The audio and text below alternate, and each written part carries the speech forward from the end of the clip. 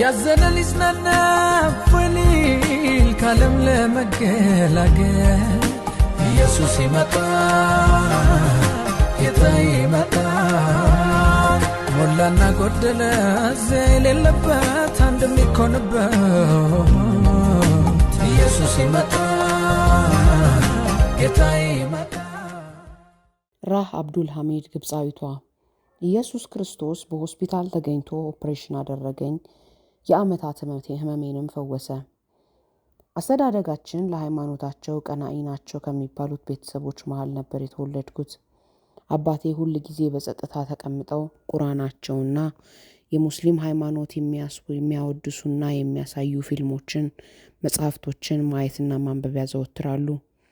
በቤታችን እንግዳ የሆነው ሰው ወይም ከዚህ ቀደም ያላዩት ሰው ሲመጣ የመጀመሪያ ጥያቄያቸው ሙስሊም ነው? ሙስሊም ከሆነ ቤታችን ቤቱ ነው፣ ካልሆነ ግን የተገኘውን ስጡትና በልቶ ይሂድ ይሉ ነበር። በዚህ አባባላቸው ደግሞ ሁሉ ጊዜ ከእናታችን ጋር ሲጣሉ ሲጨቃጨቁ ይገኙ ነበር።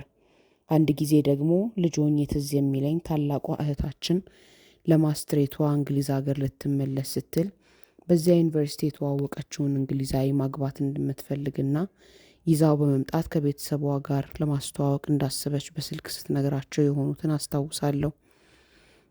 የአባትነት ፍቅራቸውና ለልጃቸው ያላቸውን ናፍቆት ከመግለጽ ይልቅ አንቺ ነጃሳ ሁለተኛ አባትም እናትም እህትም ቤተሰብም አለኝ ብለሽ እንዳታስቢ እንዳትመጪም ከአሁን ሰዓት ጀምረሽ ልጄ አይደለሽም፣ ግብጽ ሀገር ላንቺ የሚመጥን ወንድና የተማረ ሰው አጣሽና ነው ከእንግሊዝ ሀገር ባል ይዘሽ የምትመጪ በማለት ስልኩን በጆሮዋ ላይ ዘግተውባታል። ከዚህ ንዴትም የተነሳ 2 ቀን ታማው እንደሰነበቱ አስታውሳለሁ። አባታችን ለሃይማኖታቸው ያላቸውን ቀናአነት በዚህ ብቻ አይወሰንም። በግቢያችን ውስጥ ያሰሩትን መስጊድ በየቀኑ ውስጡንና ውጩን የሚያጸዱ የወለሉን ምንጣፎችን በስርዓት የሚያስቀምጡ ለዚህ ስራ ብቻ የተቀጠሩ 3 ሴቶችና 1 ወንድ አሉ። ታዲያ በዚህ መስጊድ ውስጥ ገብቶ ወንድ ካጸዳ በኋላ ምንጣፎቹን የሚያጥቡት ሴቶች የተፈጥሮ ጉዳይ በሴቶች ላይ የሚሆነውን ነገር ሲታይባቸው እቃዎቹን በእጃቸው እንዳይነኩ ያስጠነቅቁ ነበር። መቁጠሪያቸውን ሁሉ ጊዜ በማር ወለላ ካሸሁኝ በኋላ በወይራ ዘይት የምቀባውን የነበርኩ ልጅ ኃጢአት የለውም ይሉ ነበር።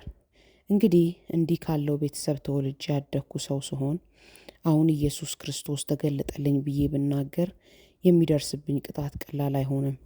ይህንን ስመሰክር ብገኝ ሞት ምናልባት ሊያንሰኝ ይችላል ብዬ አስባለሁ። በእድገታችን መሃል የመማሩ ጉዳይ የማነስ ጉዳይ ነው። ተወልደህ መማር አለብህ። ካልተማርክ ከግብጽ ፒራሚዶች ጀርባ ባለው አሸዋማ ስፍራ ከተቆፈረ በኋላ የድንጋይ ሐውልት ተሰርቶ ነበረች ሞተች የሚል ጥቅስ ተጽፎ ትቀበራለህ። ያልተማረ ዘመድ የለውም ይሉ ነበር የዘወትር ተረታቸው። አባቴ እንደ ሙስሊም ስርዓት በየዓመቱ ወደ መካና መዲና በመሄድ ጸሎታቸውን ያደርሳሉ። ከዚህ የተነሳ ሀጂ ይባሉ እንጂ በምህንድስናውም የመጀመሪያ ዲግሪያቸውን ከግብጽ ዩኒቨርሲቲ የተቀበሉት ገና በወጣትነት ዘመን ነው። ዛሬ ልተርክላችሁ የምፈልገው የቤተሰቤን ትልቅነትና ማንነት ሳይሆን የቤተሰባችን እምነትና ለሃይማኖታቸው ያላቸውን ቀናኒነት ለመግለጽ ነው። እንግዲህ በዚህ አይነት ሁኔታ የቁርአኑንም የአስኳላውንም ትምህርት ተምሬ ካደኩ በኋላ አደኩ ተባልና አግብቼ ልጅ ወለድኩ። ባለቤቴም ትዳሩንና ቤተሰቡን የሚወድ ሰው ነበር። ኑሯችንም በቂ የተመቻቸ ስለነበር ደስተኞች ነበርን። ይሁን እንጂ የመጀመሪያን ልጄን ከወለድኩ ጀምሮ ብዙ ጤነኛ አልነበርኩም። ምክንያቱንም በማላውቀው ሁኔታ ማህፀኔ በሽተኛ ሆኖ ነበር ላለፉት 22 ዓመታት ያሳለፍኩት። እግሮቼ መሬት ስረግጥበት ሆዴም ማህፀኔም እንደ ጦር ይወጋኛል። በዚህ አይነት መንገድ ውሎ ሲያድር ያልጋ ቁራኛ ሆኜ ቀረው። ያለማቋረጥ ህመም፣ ስቃይ የየዕለቱ ገጠመኞቼ ናቸው። ዘመድ አዝማድ እኔን መጠየቅ ሲያምራቸው ያው እሷ ዛሬም አልተሻላትም፣ የእሷ ነገር ወይ አላህ አይፈውሳት ወይ ገንዘቡን የማይሰበስብ መላ ያጣ ነገር ነው ይላሉ። አንዳንዳቸውም ቀረብ ብለው ራህ እንደምነሽ ዛሬስ ተሻለሽ ደህና አደርሽ ብለው ከጠየቁኝ በኋላ ራህ ባክሽ በዚያ ሰፈር በዚህ ቦታ እገሌ የሚባል ሐኪም መጥቷል አሉ። የእሱ እጅ ገና ሲነካሽ ትፈወሻለሽ። የእሱ ሕክምና የተለየ ነው። አላህ እጁን ቆርጦ የላከለት ነው የሚመስል ወዲያውኑ የምትድኙ ይሉኛል። ሌሎች ደግሞ ቀርበው ባለፈው በዚህ ሰፈር ያ ዶክተር ሄጄ ከተመረመርኩ በኋላ ይኸውልሽ ጤና ሆኛለሁ፣ ስለምን እሱ ጋር አትሄጂም ይሉኛል። ህመሜ ተሰምቷቸው ለኔ ያዝነው የማይሉኝ ነገር የለም። እኔም መዳንና የአንድ ቀን የሰላም እንቅልፍ ተመኝቼ ገንዘቤን ይዤ እሄዳለሁ። መዳን ግን የለም። በመጨረሻ ደግሞ ወደ ሐኪም ቤት ተብሎ በድብቅ ወደ ጠንቋይ ቤት ተወስጄ ይሄኛውን አምጪ ይሄኛውን ተቀቢ ሲለኝ ከርሞ ከመዳን ይልቅ ይበልጥ አሞኝ ወደ ቤቴ ተመለስኩ። በሌላ ቀን ደግሞ የአንድ አባቴ የቅርብ ወዳጅ የሆኑ ሰው መጥተው አንድ የታወቀ ጠንቋይ እንዳለና እሱ ጋር ብትቀርቢ ያለ ጥርጥር ትድኛለሽ።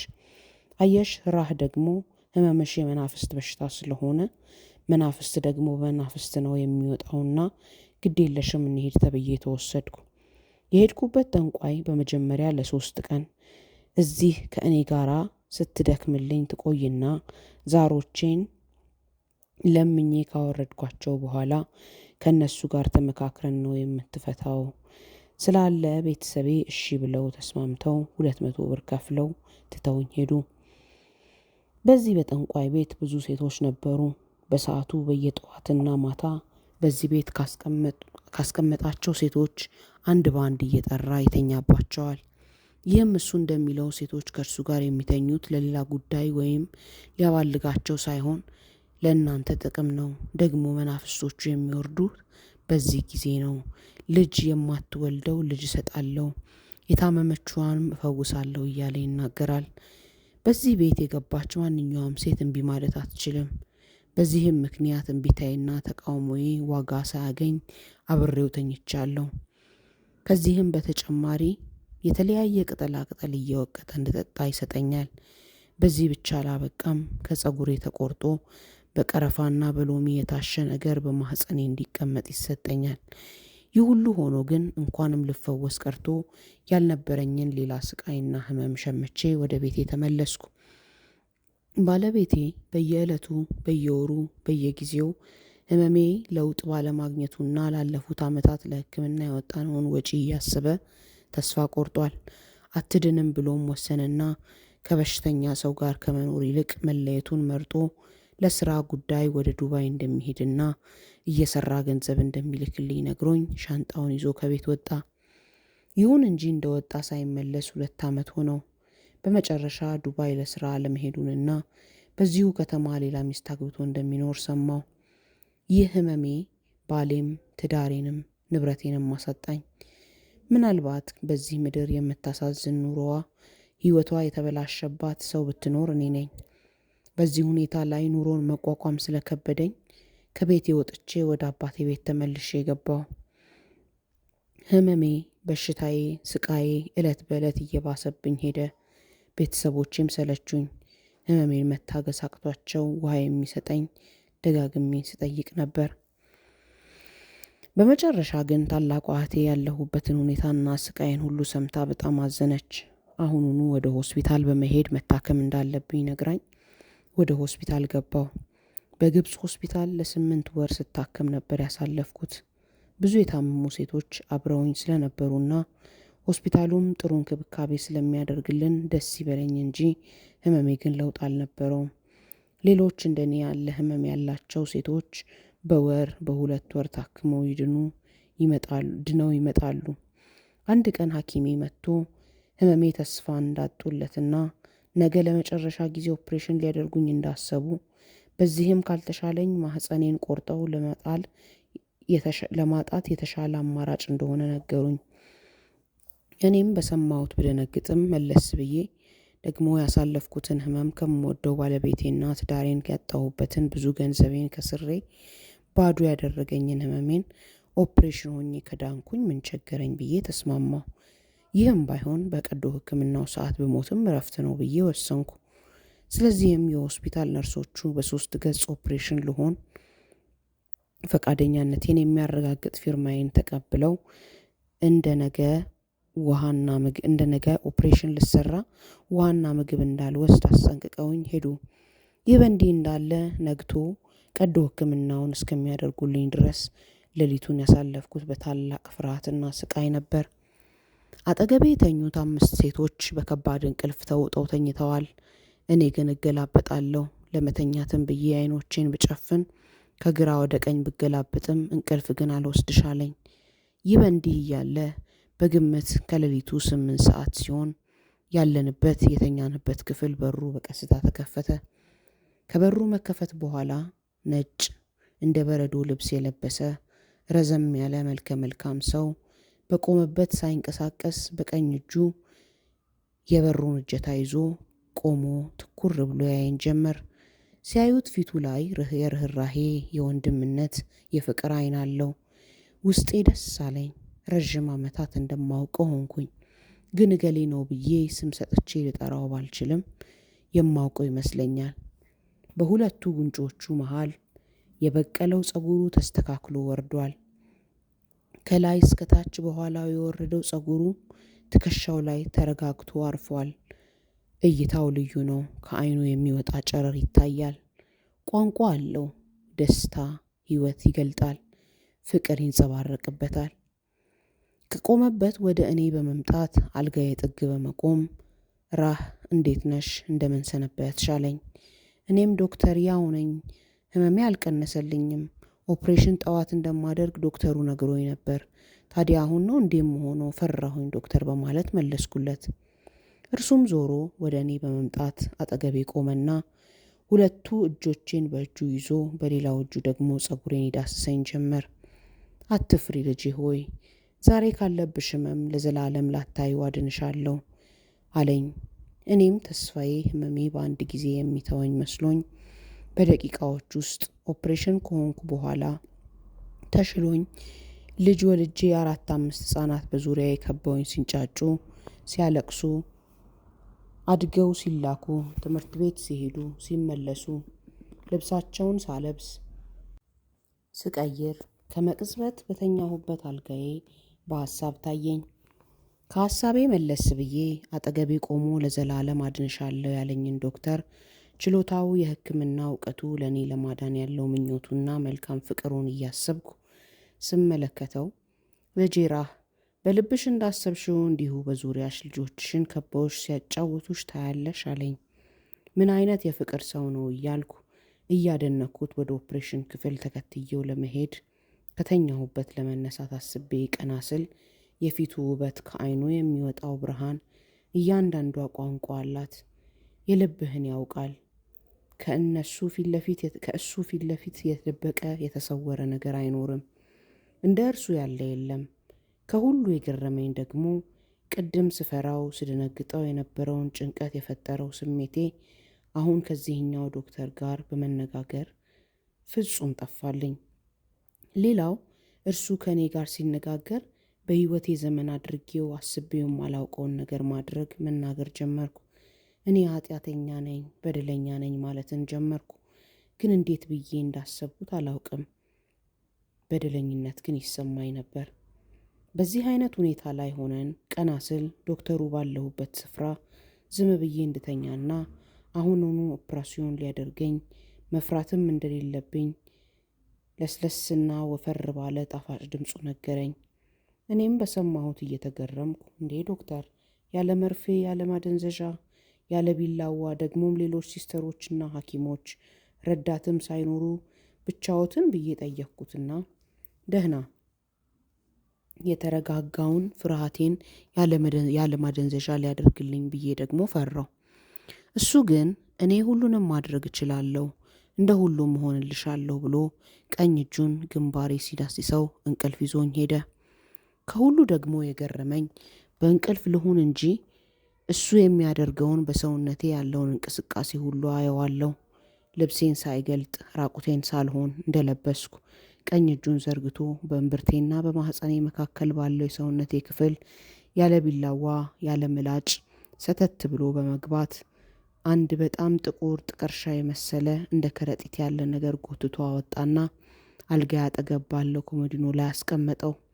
ከዚያ በኋላ እጆቹን ወደ አየር ወደ ሰማይ ዘረጋና ከአንድ የሴት የምትመስል ውብ ቀይ እጅ፣ ሌላው ሰውነቷ የማይታየኝ እጅ ወደ እርሷ በመዘርጋት ተቀበላት። ሌላ ቀይ ስጋ ሆኖ ሞለል ያለ ከረጢት ነበር። ከዚያ በኋላ በሁለቱ እጆቹ ብሎን እንደሚያጠብቅ ባለ ጋራዥ መስሎ አዲሱን ከረጢት ማህፀኔ ውስጥ ከውስጥ ሰውነቴ ጅማቶች ጋር ይገጣጥማቸው ጀመር። በመጨረሻ በእነዚያ ሁለቱ ውብ አይኖቹ ትኩር ብሎ ተመለከተኝ።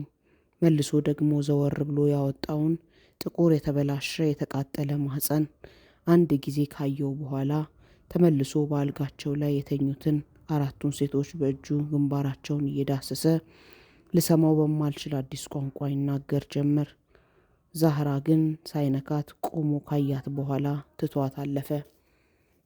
በመጨረሻም ወደ እኔ መጥቶ ራህ በሰላም ሁኝ፣ አንድ ሌላ ቀን ደግሞ መጥቻ አነጋግርሻለሁ።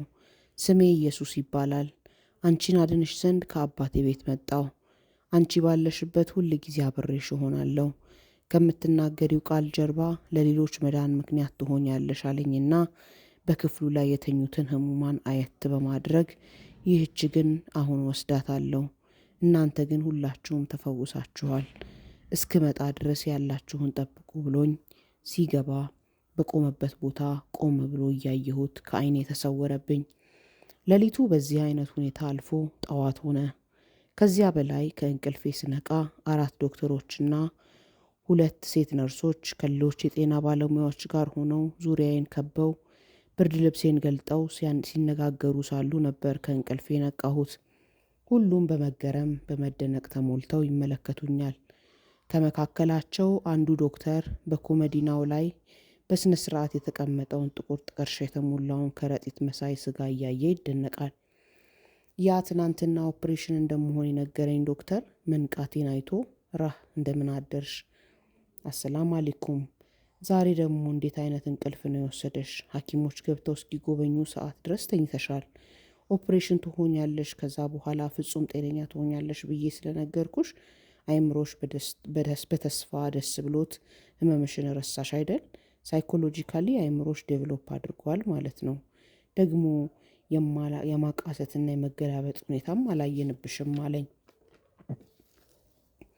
እኔም ከአፉ ቀበል አድርጌ አሁን ዶክተርዬ፣ ትናንት ሌሊት ዶክተር ኢየሱስ መጥቶ ኦፕሬሽን ካደረገኝ በኋላ ይሄን በኮሞዲኖ የምታየውን የቀድሞውን በሽታዬን ከማህፀን ያውጥቶ ሌላ አዲስ ማህፀን ከተካልኝ በኋላ ፍጹም ጤነኛ ሆኛለሁ። እነሱም ጆሮአቸውን ወደ ንግግሬ ተክለው እያዳመጡ ግንባራቸውን ቋጠር ፈታ እያደረጉ አይምሮ ወይም ራሱን እንደሳተና ተረት እንደሚያወራ ሰው መስያቸው ያደምጡኛል።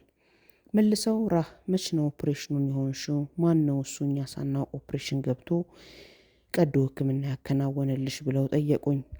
ደግሞም እኛ አሁን ወደ ቀዶ ሕክምና ክፍል ልንወስድሽ ነው የመጣ ነው። ያለ ግሉኮስ ያለ ሆስፒታሉ ፈቃድና ትዕዛዝ ማን ነው ይሄንን የፈጸመው? የሚገርመው ደግሞ ኦፕሬሽኑን ካረገ በኋላ ፋሻና ግሉኮስ ሳይሰጥሽ ያወጣውን የተበላሸ የሰውነት ክፍልሽን በዚህ ትቶ መሄዱ ትክክል አይደለም በማለት ተቆጣ። መልሰው እርስ በርሳቸው ከበውኝ ይነጋገራሉ። እኔም ኦፕሬሽን የሆንኩበትን ብርቴ ጎንበስ ብዬ ስመለከት ተሰፍቶ የተገጠመ ነገር አየው። እርስ በርሳቸው እየተያዩ ሌላው ሆዴን በእጁ እየዳሰሰኝ እንዴት ያለ ጉድ ነው ይባባሉ ነበር። አሁን አንድ ነገር ብትሆን ኃላፊነቱን ማን ይወስዳል አሉ መልሰው። እኔም ጣልቃ ገብቼ ቢላዋ አልያዘም፣ ባዶ እጁ ነበር ሁለቱን እጆቹን ወደ ሰውነቴ ሲሰደው ስጋዬ ተከፍቶለት ሰው የአንድ የተቋጠረ ነገር እንደሚበጥስ ጅማቶቼን ሳብ ሳብ ሲያደርጋቸው ተላቀቁለት። ወዲያውም አዲስ ማህፀን ከሌላ እጅ ተቀብሎ ባለጋራዥ ብሎን እንደሚያጠብቅ ያጠብቀው ነበር። ከዚያ በኋላ በዚያ ክፍል ባለነው ሴቶች እየዞረ ግንባራችን ሲዳስስ የዛህራ አልጋ ግን ሳይነካት አለፈ። በመጨረሻ ሁላችን ካለብን በሽታ ሁሉ እንደፈወሰንና ዛህራ ግን አሁኑኑ ይዟት ከሱ ጋር እንደሚወስዳት ነገረኝ። እኛ ደግሞ ለትንሽ ጊዜ እንደምንቆይና ተመልሶ መጥቶ እንደሚወስደን ነግሮን ራህ ልጄ ሆይ በሰላም ሁኝ፣ ሌላ 2ኛ ቀን መጥቻ ያይሻለሁ ብሎኝ በበሩ ላይ ቆሞ ሳለ እያየሁት ተሰወረብኝ አልኳቸው። ሁሉም ዚስ ኢዝ አሜዚንግ የሚገርም ነገር ነው በማለት ግር ብለው ሁሉም ወደ ዛህራ አልጋ ሄደው ብርድ ልብሱን ሲገልጡት ያው የዛሃራ ፊት ትራሱን ከሞላው ሐር ከመሰለው ፀጉር ተንተርሶ አንገቷ ወደ ጎን ዘንበል ብሎ አፏን እንደከፈተች አዩ። ዛህራ ዛህራ ዛህራ በማለት ጉንጯን መታ መታ ሲያደርጓት ዛህራ እንዳማረባት አሸልባለች። ላትመለስ፣ በምድራዊ ሐኪሞች ላትመረመር፣ ደግሞ ላትታመም ረዥሙን መንገድ አቋርጠዋለች። ሞታለች። ደነገጡ። ማመን አቃታቸው። የሚሉት ጠፋባቸው። ወዲያው መሞቷን ሲያረጋግጡ ወደ ሬሳ ክፍል ተወሰደች። አጠገቤ ዙሪያዬ የተኙት ሌሎች ሴቶች የሚሰሙትን የዛህራን መሞት አስደንግጧቸው ይመለከቱኛል፣ ያለቅሳሉ። በመጨረሻ ሐኪሞቹ ሁላችን እንድንመረመር አዘው ጠቅላላ ምርመራ ሲያደርጉልን ሁላችን ጤነኛ ሆነን ተገኘን። በተለይም የኔ ማህፀን ንጹህና የ20 ዓመት ወጣት ልጃገረድ ገና ያልወለደች ባዶ ማህፀን ሆነ ብለው በህሙማን መዝገቤ ላይ አሰፈሩት። ሌሎችም ጤንነታቸው ተመስክሮላቸው ወደ ቤታቸው ተሸኙ። ይህ ወሬ በመላው ግብጽ ለብዙ ጊዜ ይወራ ነበር። አንዳንዶቹ ወሬውን በጨዋታ መልክ መልሰው ለእኔ ለባለ ታሪኳ ይነግሩኛል። እስቃለሁ። ኢየሱስ የተባለ ዶክተር የአንዲትን ሴት ማህፀን ከሕክምና ዓለም ሕግ ውጪ በሆነ በአስገራሚ ሁኔታ ብቻውን ኦፕሬሽን አደረጋት። በሽተኛዋም ድና ቀረች ሲል፣ ሌላው ከጠፈር ወይም ህዋ ዓለማት አፉፎች በረራ ዲስክ ወደ ምድር በመምጣት በሆስፒታል የተኙትን ህሙማን ማህፀን ያለማደንዘዣ ቀዶ ሕክምና አካሄዱ ይላል። ኢየሱስ ነኝ ያለ አንድ ዶክተር ከሰው ባህልና ከሕክምና ጠበብት ውጭ በሆነ ሁኔታ ቀዶ ሕክምና አካሂዶ በሽተኛዋም ድና ቀረች ይላል። ይህንና ይህን የመሰለ የዜና ርዕስ ጋዜጦች በፊት አዳምጫቸው ዘግበውታል። የተለያዩ እምነት ተከታዮች ደግሞ ቅድስት ማርያም ነች በልጇ ተመስላ የፈወሰቻት፣ ጭንቅ አማላጇ አዝናላት ነው ለልጇ አማልዳት የፈወሰቻት ይሉ ነበረ።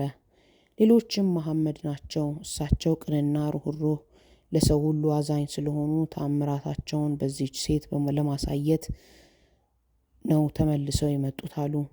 አንዳንዶቹ ደግሞ በእኔ ምስክርነት ተስማምተው እሷ ባለታሪኳ ያለችውን እናምናለን አሉ። አንድ ጋዜጠኛ በራሱ ሀሳብ ያሰፈረው ነገር ግን ደስ አለኝ። ማንም ይሁን ማን ቁም ነገሩ ራህ ተፈወሰች፣ ድናለች። አባቶቻችን ሲነግሩን ከብዙ ሺህ ዓመታት በፊት እስራኤላውያን በፈርዖን ግዛት ለባርነት ተሽጠው እንደነበሩ እንሰማለን። ይህን ታሪክ መቀበል ቢያቅተን በከተማችን እስከ ዛሬ ድረስ ያሉት ፒራሚዶች ሕያው ምስክሮች ናቸው። ታሪኩን ባንቀበል ባናምንም ትተውልን የሄዱት 5ቱ ፒራሚዶች በራሳቸው ይናገራሉ።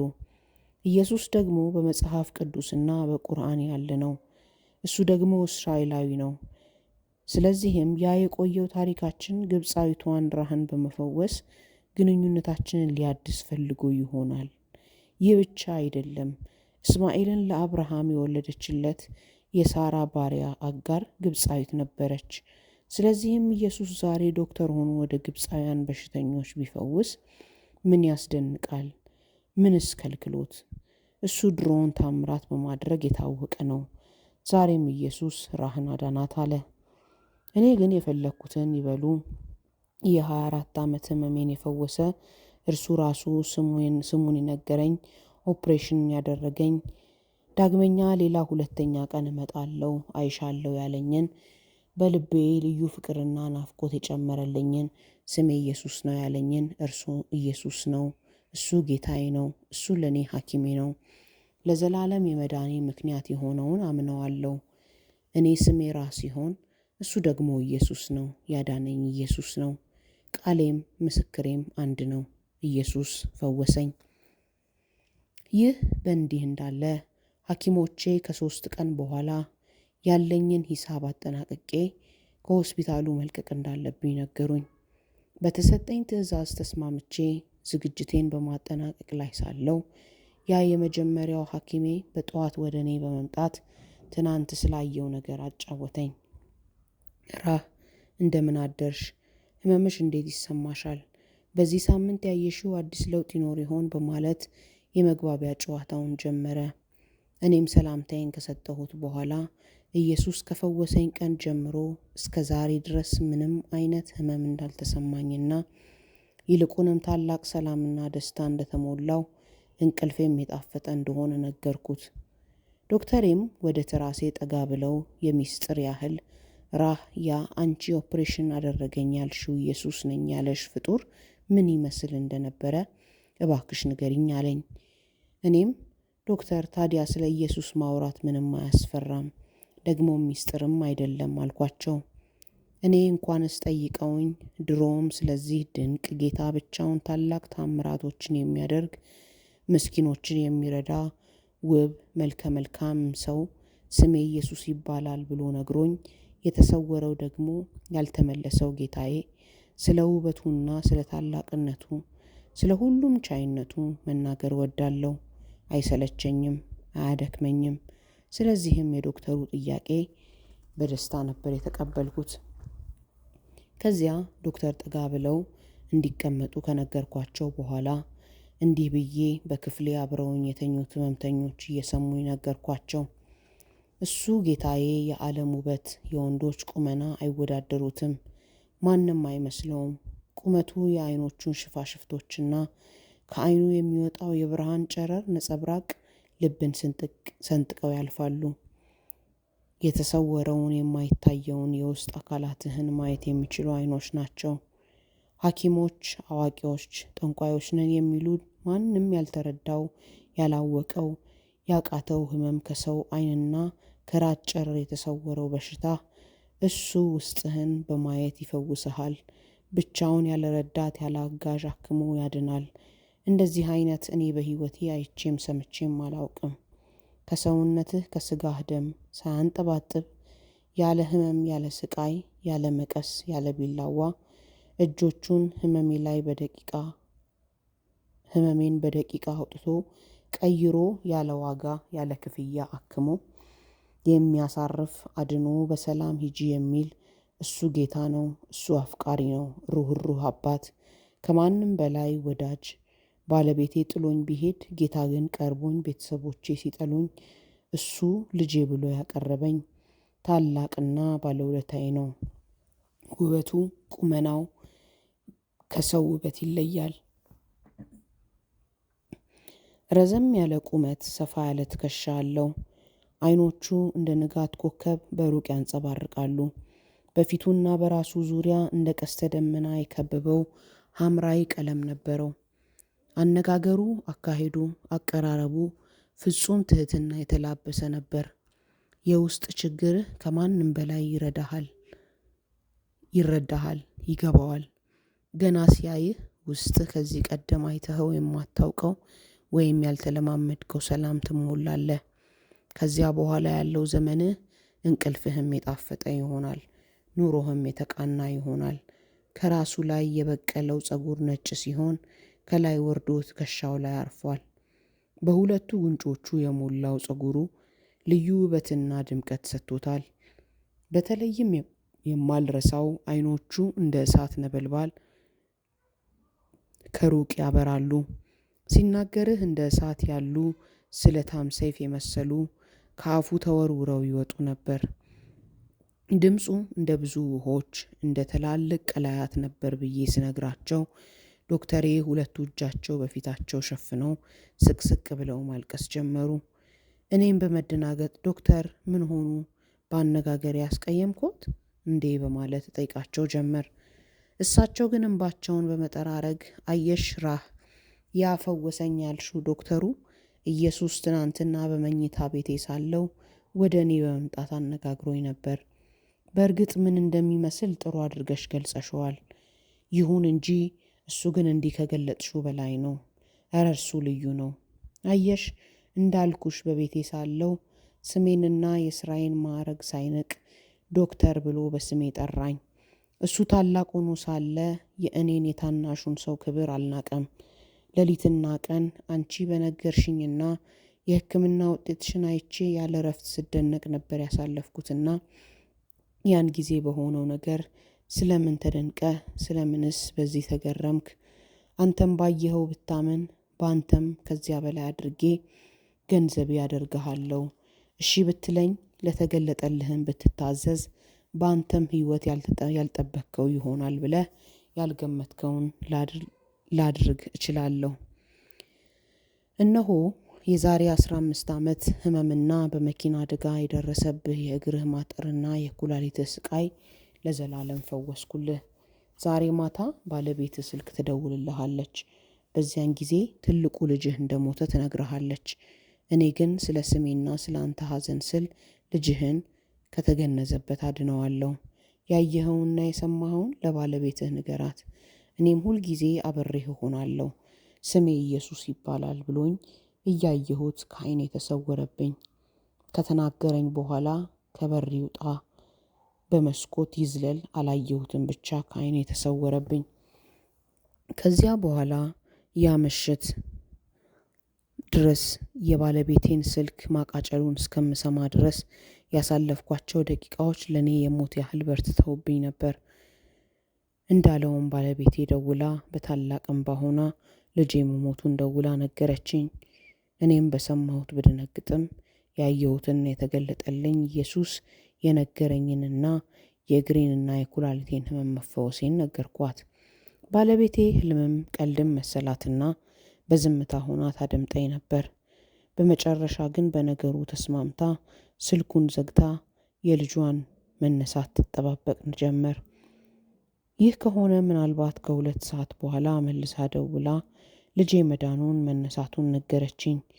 ዛሬ ተመልከቺ፣ ያ ለብዙ ጊዜ እያነከስኩ እመላለስ የነበርኩት ሐኪም ሳልሆን የተፈወሰው በሁለቱ እግሮቹ እንደ ሌሎች ጓደኞቹ በስርዓት የሚራመድ ዶክተርሽ ነኝ ብለው በእግራቸው እየተራመዱ ያሳዩን ጀመር።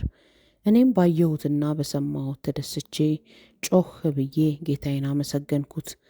ከዚያ በኋላ አብረውኝ የነበሩት ህመምተኞች ጌታን ተቀበሉ። ይህ ሁኔታ በመላው የግብፅ ከተማና በሆስፒታሉ ስለተሰማ ብዙዎች ከአልጋቸው እየወረዱ ያየሁትን እንድመሰክርላቸው ይጠይቁኝ ነበር። ዶክተሩ በጌታ ካመነ በኋላ እንድጸልይ ስለ ወንጌል ቃል ለማንም እንዳይናገር በሄደበት ሁሉ በፖሊሶች ይጠበቅና ይከታተሉት ነበር። ከዚህ በኋላ ሆስፒታሉን እንደረበሽኩ ተቆጥሮ ነገ ከሆስፒታሉ እንድወጣ ተነገረኝ። በታዘዝኩትም መሰረት እኔ ወደ ቤቴ፣ ዶክተሩን በ3 ፖሊሶች ታጅበው ወደ እስር ቤት ተወሰዱ።